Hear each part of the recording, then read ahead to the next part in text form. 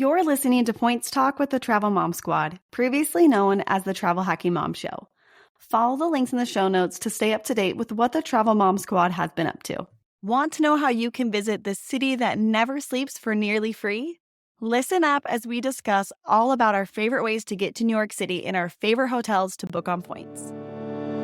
Welcome to the Travel Hacking Mom Show. We are three moms who've discovered how to leverage credit card welcome offers to get hundreds of thousands of dollars in travel expenses for nearly free. We've used credit card points and miles to take vacations to places like Hawaii, Paris, Greece, the Maldives, Italy, and so much more. And the best part? We each still have an 800 plus credit score. Imagine being able to book a vacation without having to check your bank account. It's totally possible, and we're here to show you how. Hey, I'm Alex. And I'm Pam, Alex's mom. And I'm Jess. We are Travel Hacking Moms. Today, we are taking a bite out of the Big Apple and sharing how you can take a trip to New York City using points and miles. New York City is one of my favorite cities in the entire world. I have been there several times since I started travel hacking. One of the great things about New York City is that pretty much every airline flies there, and every hotel chain has hotels there. And so no matter what type of points or miles you have, there is going to be somewhere for you to redeem them in New York City. So we can't wait to share these tips with you. Let's go. Alex, tell us about your favorite way to get to New York City. Okay, so I'm coming from Salt Lake, and there are some red eyes, which I'm never going to do that. So JetBlue is actually an option. They might have one that's not a red eye. I'm not quite sure, but I know they have red eyes from Salt Lake, and I'm not even going to go there. So moving on, we have flown Southwest to LaGuardia. There's no direct flights on Southwest from Salt Lake, though. So that's been like, oh, I got to get the companion pass. So I'm going to do this, even though I don't really want to have to do a, connecting flight for a trip like that. My new way that I think I'm going to be doing from now on, though, is I earlier this year opened up the Delta Platinum Business Card, and both the personal and the business card. Once you renew your card the second year, you get a Delta Companion Certificate. So that is good for the continuous states. So you buy one ticket, you have to pay cash for it, and then you get a companion ticket. So my plan now is if my husband and I are going to go together, which he's actually never been there, so I would love to take him to New York City, is we will do Delta. I'll book my ticket in cash, book him as my companion, and, basically get a 2-for-1 type deal there. And then we can have that direct flight to New York City in the daytime. So for that, we'd fly into JFK. I actually like flying into LaGuardia. It's a little bit closer, but JFK has the direct flight from Salt Lake City. I think I did hear, though, that Delta will be having a direct flight to LaGuardia at some point. I think that's only on Saturdays or something, so it could be an option later on if you're going from Salt Lake as well. But that's kind of my plan now, as I'm going to try to use my Delta Companion Certificate for the next time that we go to New York City. What about you two? As you know, I don't like to use my points and miles for domestic flights unless I happen to come across something that's just really expensive. So I always travel on United Airlines because I like my elite status with them. So I pay cash, and there is a great flight direct from Denver to LaGuardia or into Newark. And you could do either, but I usually go into LaGuardia. And that is what I do. I love United Airlines because I always get Economy Plus when I book on them. And I like to have that little bit of extra room. And so I don't see myself changing the way that I travel to New York City or anywhere domestically very soon. So Jess, how about you? How do you get to New York City? Because you, I think, have been there more than we have been. And it, too, is one of my favorite cities. You never get tired of going there. I need to count how many times I've been there, but at least 6. And I'm like a free agent when it comes to traveling to New York. I'll just take whatever's cheapest on points and miles. So I have flown United on miles, Delta. I actually flew Delta on miles to New York one time. I have flown Southwest, and I have flown JetBlue. So all of those are options for me coming from Houston. It's nice because Houston is a major hub and New York is a major hub, so we have lots of options between the two.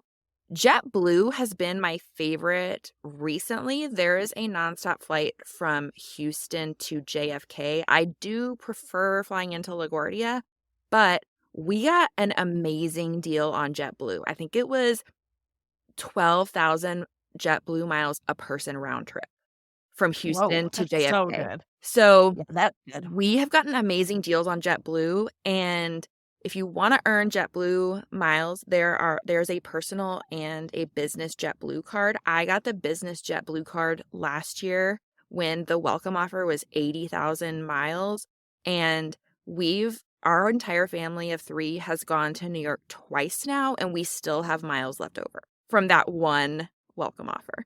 So, That's so good. and Amex, Chase, and Citi all transfer to JetBlue also, but I really think those co-branded cards are good, and especially the business one since it doesn't count towards 524. So if you ever think you're going to fly JetBlue, I think that is a good card to get.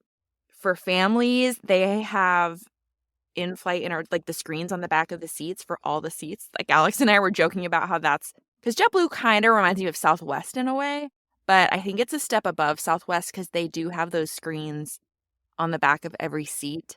So that's pretty nice that's nice for everyone, but especially when you're traveling with kids. I feel like that's helpful. All right. One thing we realize is that New York doesn't have to be your final destination. We have used New York as a jumping off point for international travel. It's a great city to position to, like if you want to go to Europe, because a lot of great deals on points and miles are out of either mostly JFK, but some are out of Newark too. So first we wanted to talk about some of the airport hotels that we have stayed at, because if you are just using New York as a positioning destination, then these could be a really good option for you if you're going to want to stay overnight before or after your trip. So Pam, I know I recently stayed at the TWA Hotel at JFK, and you and Alex did also. So what were your thoughts about that one? It was one of those hotels I just really wanted to stay at. I always really liked the show Mad Men, and I think is that the 60s, and I think that kind of era, and I just kind of liked the style, and I knew that the hotel kind of had the 60s vibe, and it just had kind of this interesting vibe that I wanted to try out. So Alex and I were coming back from our trip from Switzerland. We came from Milan to New York City on Emirates First Class, which is amazing. But we got there late. And so we knew that we didn't want to go right into the city. We were going to New York City for 48 hours. And we didn't want to get right into the city that late. So we thought this is the perfect time to stay at the TWA hotel. So I booked it. You can't book it with points, but I booked it for a cash price of, it usually runs around $270, $300. Now you can erase it with the Capital One purchase eraser. So that's always something you can do, is to book it with Capital One Venture card, and then erase those points by using a statement credit. That's always a possibility. We actually didn't do that, but it's certainly something that you can do. It's connected to JFK. You actually can just walk right over. I was really impressed in some ways and a little underwhelmed in other ways. I didn't think that the rooms were as nice as I expected them to be, but they were cute and they were whimsical. And I'd say that the whole hotel is kind of whimsical.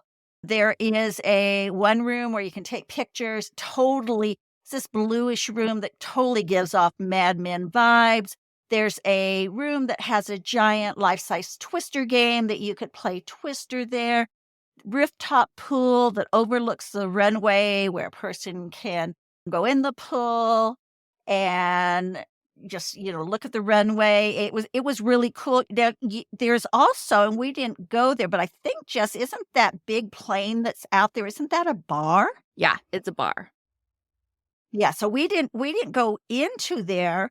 I wish if we'd had more time, we probably would have gotten in there and gotten Diet Coke or something. But it's a real airplane Yeah. that sits out there that's been made into a bar, and it's really cool. So there are some really cool things. The posters, the pictures around, very 60s vibe. I was glad I went there because I've always wanted to. It's not something that I have to go back and do again. What were your thoughts about it, Jess? Yeah, I'm kind of the same way. So we only stayed one night, but like on our way to Italy, we had around a 6 or 7 hour layover at JFK. So we actually just went for the day and kind of just hung out. They have like a little sunken lounge restaurant. We sat there, we ate, we walked around the hotel. But then coming back from Italy, our flight the next morning, we knew we were going to have to stay overnight, and our flight the next morning left at 6:30 a.m. Like departing at 6:30 a.m. So I wanted to stay overnight just because it is so convenient that it's connected to the airport. I was like, I want to sleep as late as possible. And so we're going to stay at this hotel connected to the airport. And it's actually connected to the Jet Terminal 5, which is the JetBlue terminal. And we were flying on JetBlue. And so it was even more convenient. I do think it is too expensive for what you get. I think our night there was $350 for one night. And so it was definitely a matter of paying for convenience. I do not think that the room, like the hotel is cool, but I don't think that that room was worth $350. It was a pretty just small standard room. Also, the air conditioning was out in the entire hotel the night that we stayed there. So I just didn't have the best experience, but I think, I mean, it was worth it for us since we had that such an early flight. But like if I didn't have as early of a flight, I would not stay there again. So, but you have stayed at some other hotels that are near the airport, haven't you? Yeah, so we have also stayed at the Hyatt Regency JFK at Resorts World, and I loved that one. Like if I'm going back and need a JFK airport hotel, I am staying at the Hyatt Regency JFK. The downside is there's not a shuttle. A lot of the New York airport hotels do not have a shuttle back and forth to them. And so, and the funny thing is the hotel is very close to JFK, but it's not like there's not a safe way to walk there because you have to go like on a highway for a little bit. And so you can't take a shuttle, you can't walk. So we had to take an Uber, but it was literally like a 5-minute Uber ride. So I felt kind of silly, but we took an Uber there and it's really, really nice. Like it's beautiful. The room was really nice. I mean, for an airport hotel, I would not go to New York and like stay at the Hyatt Regency JFK as my destination, but for an airport hotel, it was gorgeous. It's connected to a casino if that's your thing. We did not go to the casino, but the rooms were really nice. They have a lounge for globalists for breakfast. That was pretty good. So if I'm going to a JFK airport hotel, I'm staying at the Hyatt Regency over the TWA hotel for sure. And it is a category 4, so it's 15,000 points a night, or you can use one of those category 1 to 4 free night certificates. That's good to know that it's so close because when we went to Maldives, our flight the next day left out of JFK at 11 a.m. So we needed to get there the night before. And I looked at the Hyatt Regency JFK at Resorts World, but I was like, I don't know how far it is. Like, I didn't want to have to worry about getting an Uber. I wanted to find something that had a shuttle. So we actually stayed at the Crowne Plaza JFK because I also had an IHG free night certificate that was expiring. Mm-hmm. So we just used that, which was really nice. And that one did have a shuttle to and from the airport. Oh, nice. So that worked out really nice. I wouldn't say, oh, this was a really fantastic stay by any means, but like it served its purpose. We got in late. We just needed a room to sleep in that was clean and a ride to the airport. So it totally served its purpose. And my free night certificate was going to be expiring soon. So that worked out really nice. But next time I will, try the Hyatt Regency that you stayed at because that sounds really nice. Yeah, it's just like I don't know how new it is, but it looks very new and clean inside. And like I'm like a little bit of a germaphobe. And so I'm like clean and bright is like my vibe. So yeah, I'm totally the same with you. And I feel like a lot of airport hotels are kind of dingy and run down. And so to find one that's newer, I'm all about that too. Yeah.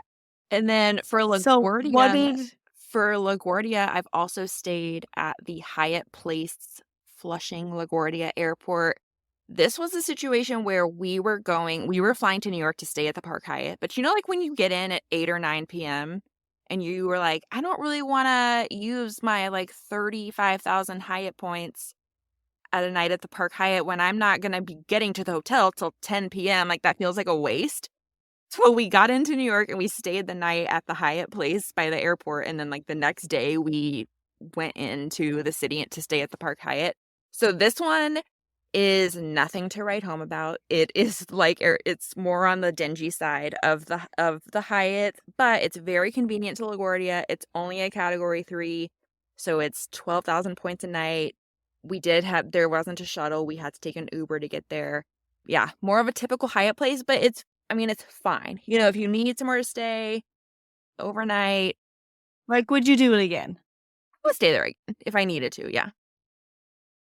I totally agree with what you said, though, Jess. It's like, why spend a bunch of points if you're going to get in really late into New York City?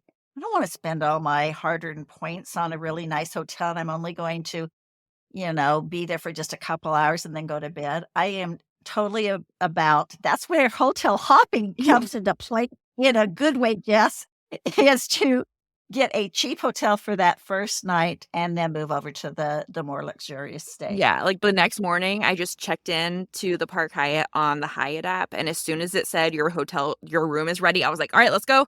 Let's go to the Park Hyatt. Let's get out of this Hyatt Place. But yeah, so speaking of the Park Hyatt, I think now we're going to move on to hotels more in Manhattan where the action is. So Alex, I know you and Pam finally stayed at the Park Hyatt New York recently. So tell me what you thought about it. Did it live up to the hype? Did I overhype it? You know what? Like, I was skeptical because, like, Jess has said that this is one of her favorite hotels. That she's in a lot of hotels. That's a really, bold claim to put out there. So I was like, okay, we'll see how this is. And the hotel itself, like, you're in Manhattan. So it's not going to be some sprawling, massive place. Like, you walk up and it's like, oh, there's the Park Hyatt. It's just these small doors open right up to it. But, like, once you walk in, like, just the level of service there to me was like, okay, wow, this place is nice because the workers there are so nice. They are there to assist you with whatever you need. So I really appreciated that. The rooms were very large, especially given you're in New York City where rooms are typically tiny.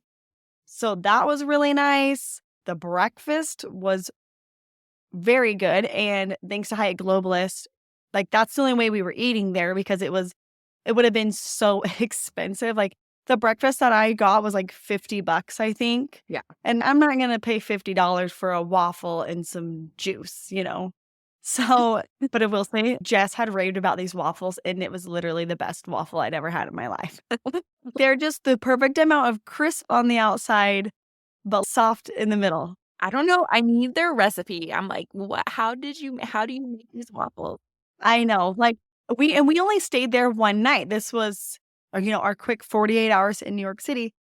And I just didn't feel like I got enough time to just relax and be in the room because we were also trying to see some of the sites. Our last day, actually, we had planned, okay, we're going to go out and see some sites. We'll come back to the hotel. We'll be there for about 2 or 3 hours before we have to leave to the airport and just enjoy the hotel. And it was a super rainy day. Traffic was terrible. So we got like 45 minutes in the hotel, including packing and getting ready to go. And I was like, I wanted to stay longer. So I definitely will have to go back. But yeah, I would say it lived up to the hype for me. What did you think, Mom? Well, I think one of the things that you said is that the outside is not what I thought it would be. I expected it to be a whole city block. It's the Park Hyatt, New York City. And so, but I wasn't taking into consideration that New York City is built straight up. And so I was kind of taken back I was like, whoa, this is the Park Hyatt, New York City.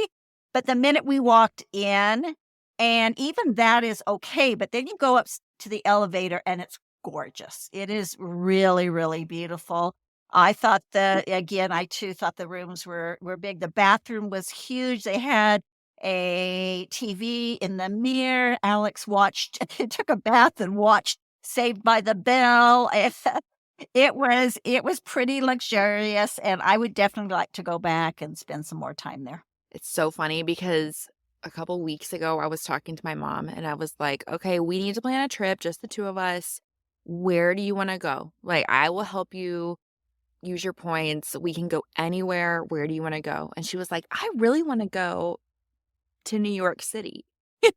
And I was like, all right, Park Hyatt, done. We will go to the Park Hyatt. That is easy. That I am up for that. And so I'm going to try and plan a trip for us to go. But it is a category, I don't think we mentioned this. It is a category 8 Hyatt. And so this one is 40,000 points a night standard. If you can find off peak, you can get it for 35. But still, in the world of Hyatt points, 35,000 points a night is a lot. But the rooms are huge. Like Alex said, like I cannot believe the size of just the standard room in New York City. The other thing we like about it is there is a beautiful indoor pool, huge pool, huge hot tub, steam room, and you don't find pools in New York City hotels. Like that is not really a thing. And so we have actually stayed there twice as a family, and Molly loves the pool. And like at the end of a day, walking around New York City, it's so nice to just be able to go up to the pool and relax, and she can burn off the last of her energy in the pool. I went in the hot tub, and I'm like, this is just so nice, to be able to do this in the middle of Manhattan. So I'm just a Park Hyatt New York stan, and I always will be. The other thing I love about this hotel is the location. Like, it is right by Central Park. So you can just walk to Central Park. It's close to Broadway. Like, we walked to our Broadway show that night. The location is so good. So I think, to me, it's worth it to pay a little bit more to have a nice location too. And I don't like being near Times Square. I don't want to be I want to be close enough to walk to that area, but I don't want to have my hotel room in that area. And so I like that it's closer to Central Park, a little bit more removed from the crazy packed tourist areas. So yeah, I agree with you that the location can't be beat. So Jess, you said at least 6 times. So we know you've stayed there a few times. Where else did you stay before you became, the Hyatt queen that you are today? Okay, I'm just going to go over a couple more. So there is a Residence Inn New York, Manhattan, Midtown East. I know that is a mouthful. I will put a link to that one in the show notes so that you can find it, because there are several Residence Inns.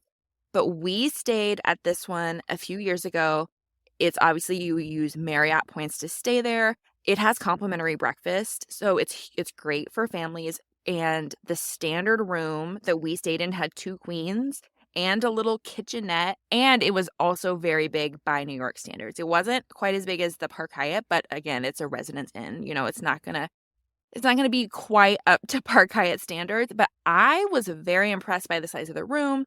Like I said, 2 queen beds. I looked at the Marriott availability calendar, and it looked like rooms there are currently going for between 40 and 60,000 Marriott points a night. You get the 5th night free with Marriott. So if you wanted to stay 5 nights, you'd only pay for 4. So I think that the Residence in New York, Manhattan is a really, really good option for families in New York. Another one I have stayed at is the Hotel Indigo Lower East Side. This one was with IHG points. I actually used an IHG free night certificate to stay there. This one was definitely on the smaller side. The room was very small, what you would expect from New York City. But I thought the stay was fine. The hotel was really nice. The room was really nice. It was just on the smaller side.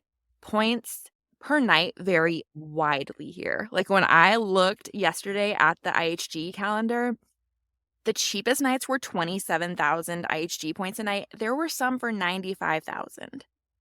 So it is very hard to predict how many points you are going to need for an IHG stay in general in New York. So I would definitely kind of check the calendar out if you're interested in one of those and see how many points you think you're going to need. And then Pam, I think you had one that you've stayed at that you maybe wouldn't necessarily recommend? Yes, I stayed at the Grand Hyatt. I'm assuming it's right near Grand Central Station. And I stayed there years ago. I mean, I don't even know, maybe they've refurbished it, maybe it's all beautiful and wonderful, but they were super tiny rooms. The lobby and everything looked great. We got up to the rooms and I was like, "What?" I was just so disappointed. Now, it is right next to Grand Central Station. I love going into Central Station. I think that it is an iconic place to walk around. There's, places to eat in there. It's just really a fun place to just, take in and visit when you're in New York City, but it isn't a place that I'd ever go back to. I do have a hotel booked, though, that is the Thompson, and I've got that booked. It is almost right across the street from the Park Hyatt.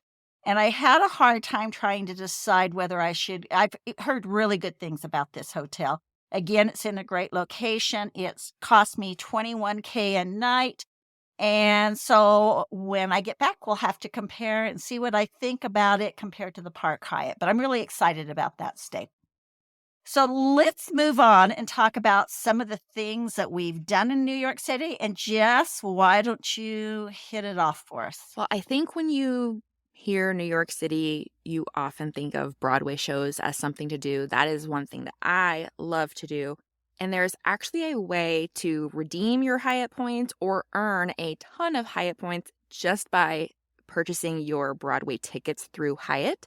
So this is a pretty new feature. It is called Hyatt Find Experiences. These are not just Broadway shows in New York. You can book, I went on the website and you can book walking tours, food tours. They had like a Central Park filming locations tour. So all of these you can book with your points, or you can use your Hyatt card or any card and earn a ton of points in the process. I will say the Broadway shows that are offered through this are very limited. It was only Hamilton, The Lion King, and Wicked. But if those are one of the shows that you are interested in seeing, this is a great way to do it. We saw Wicked. My daughter loved it. So that is always a good choice. The nice thing, though, is that if you book through the Hyatt Find Experiences, they don't have the high fees like Ticketmaster. Like you're paying for the ticket. That's it. There's no added on fees or surcharges, anything like that. And you get free cancellation up to 3 days prior. And I love having that free cancellation, especially when traveling with kids, because you never know who's going to get sick, what's going to happen. And so just having that peace of mind that like I'm spending hundreds of dollars on these tickets, but if something comes up within 3 days, I can cancel it and get my money back is pretty huge. So anyone, if you purchase through Hyatt Find, you earn 10 points per dollar, which is crazy amount of points. If you're a World of Hyatt card member, if you have either the personal or the business card, you earn an additional 4 points per dollar. So we're talking 14 points per dollar on these Broadway ticket purchases. So when we went and saw Wicked. I didn't use my Hyatt points.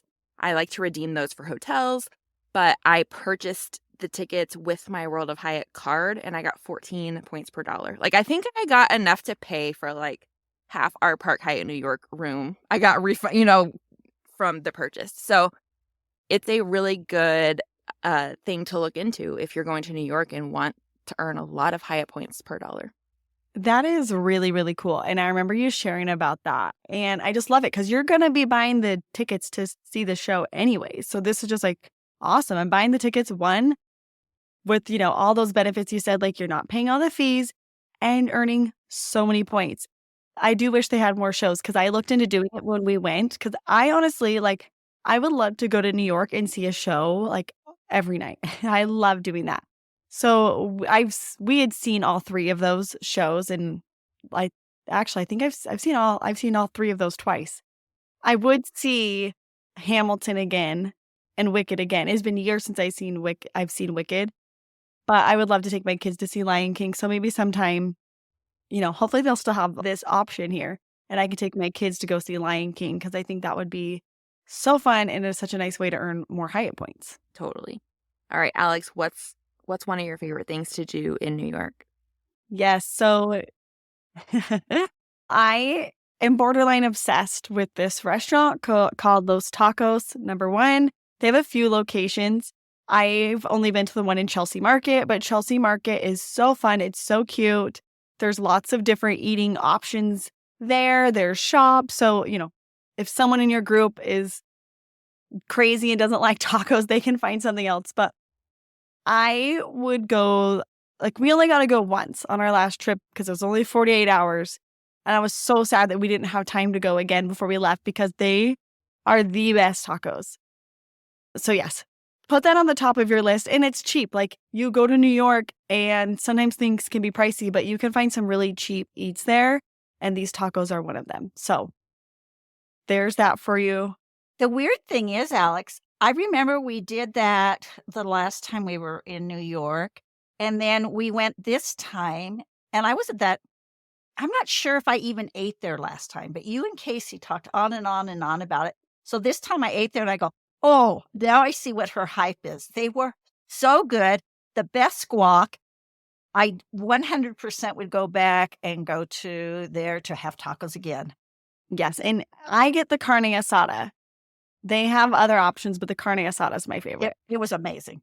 Yes. So from there, you can walk. So this is the perfect little lunch activity for me is go to Chelsea Market, get your tacos at Los Tacos #1, and then go and walk the High Line. So the High Line is it's a public park and it's just built on a historic freight rail line that's elevated above the streets in Manhattan. So as you're walking along, you can see the old rail lines, you can get amazing views of the city, and it's just a really cool place to go and get some pictures. They've got lots of vegetation and things growing along there. And it's just a really fun place to go. So that's one of my favorite things to do in New York City. And that's a must for me every visit is to get the tacos and walk the High Line. And it's free. Yeah. I love the High Line. We go there every time and it's so fun. So one of the things that we did this time that Alex and I really, really enjoyed, in fact, that's why we enjoyed it so much we could hardly leave to get back to our hotel to enjoy the Park Hyatt our last day, was that we went to the 9/11 Memorial Museum. And this is a museum for the people that lost their lives and the volunteers, the people who helped save lives. Very, very emotional, very beautifully done. Alex, I don't know about you, but we probably spent about 3 hours there. And I could have stayed longer. I mean, you can hear the actual voices of people that are calling to their loved ones, hear about families' experiences. It was just a riveting experience. And I think it only cost us about $37 a person or something like that, wasn't it, Alex? Yeah. And I would definitely buy your tickets ahead of time. We bought them ahead of time.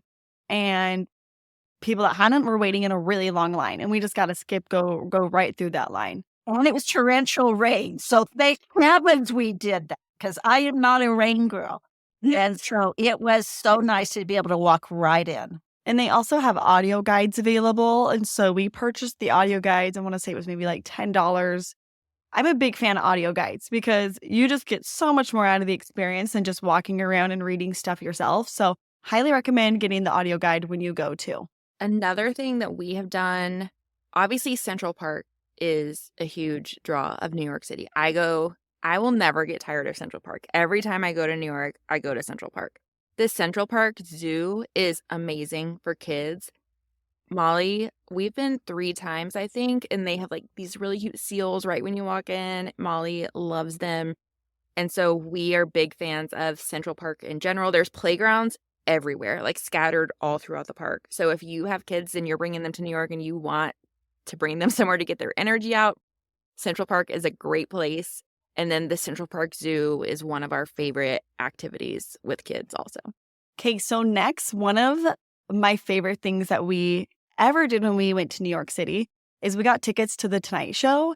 And they are really hard to get these tickets. So what you'll want to do is you'll want to follow @FallonTix, TIX, on Twitter, and they'll let you know when they're releasing tickets. And so these are tickets for the taping of the actual show. So that's super fun. We actually didn't get tickets to the actual show. We got tickets to his monologue rehearsal, which was still really cool. I wish we would have got him to the taping, but those were all sold out. It was still really cool. It was really, really cool. Yeah, it was really cool. It's like you don't realize when you're there how small that room is where Jimmy Fallon's recording the show. So what he does is he just practices his monologue for that night, and kind of you're supposed to kind of help him know if his jokes are falling flat or not. And so it was just a really cool experience because it's just a small group of people. And then there's, your small group of people, and then there's Jimmy Fallon. So it was really cool. And we were all like, oh, he's even better in real life than we thought.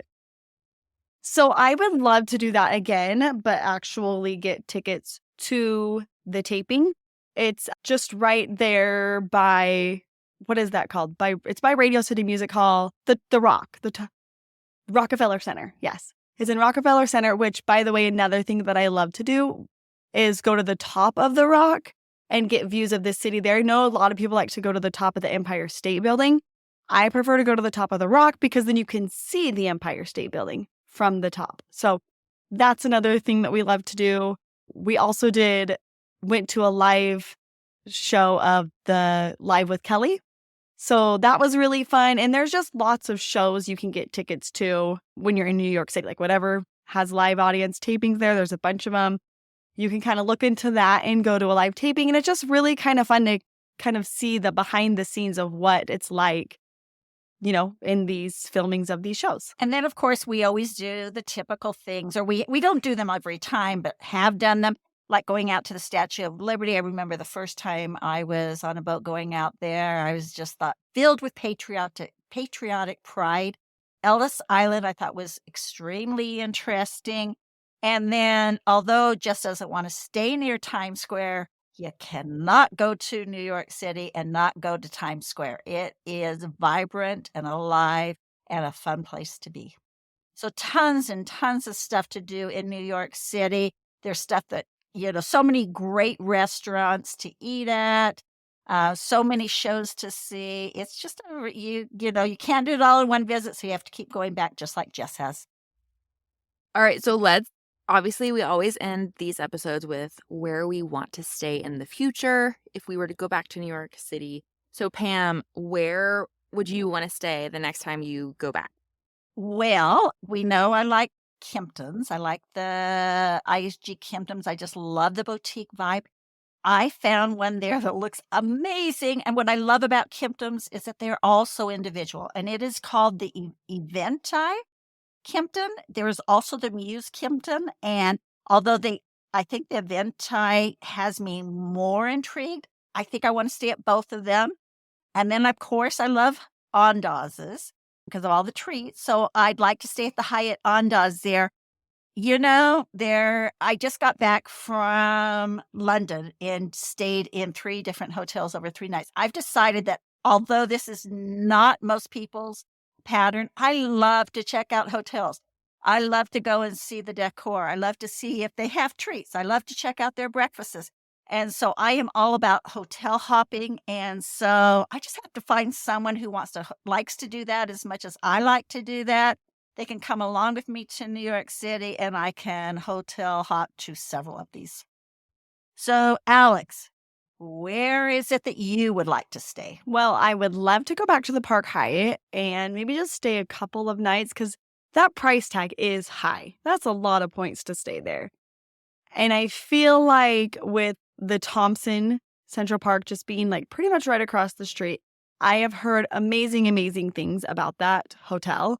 And so for, 25,000 points a night versus 40, I feel like it just makes sense to stay at the Thompson. So I think what I would do is go back to the Park Hyatt and stay like a night there and then stay, 2 or 3 nights at the Thompson Central Park. So that's my plan. What about you, Jess? So the Thompson Central Park was going to be my answer also. And it would be super easy to hotel hop there from the Park Hyatt because it's literally down the street. So I think maybe when my mom and I go, I want at least 2 nights at the Park Hyatt though, because I need that waffle more than once. So I would probably do 2 at the Park Hyatt and 2 at the Thompson is my plan. but we will see. Have you guys noticed how much we talk about food in our podcast and how often we're talking about that we really love this hotel because they had either treats or really good breakfasts. So this is not only a travel hacking blog, this is a podcast. This is a food podcast. Little did you know you were getting two for the price of one. So whether you're positioning to New York City on your way to another destination or you're vacationing there and taking in the sights, points and miles can help make your dream so much more affordable. Ready to learn how you can turn your travel dreams into reality for pennies on the dollar? Check out our free masterclass, How to Start Traveling for Nearly Free. We'll link it in the show notes. Thanks so much for listening to the Travel Hacking Mom Show. Make sure to hit the subscribe or follow button from wherever you're listening so you never miss an episode. Want to start jet setting even faster? Follow the links in the show notes to learn about everything we discussed in today's episode. And to stay connected and follow along, follow us on Instagram at Travel Hacking Mom. We can't wait to see where in the world points and miles take you.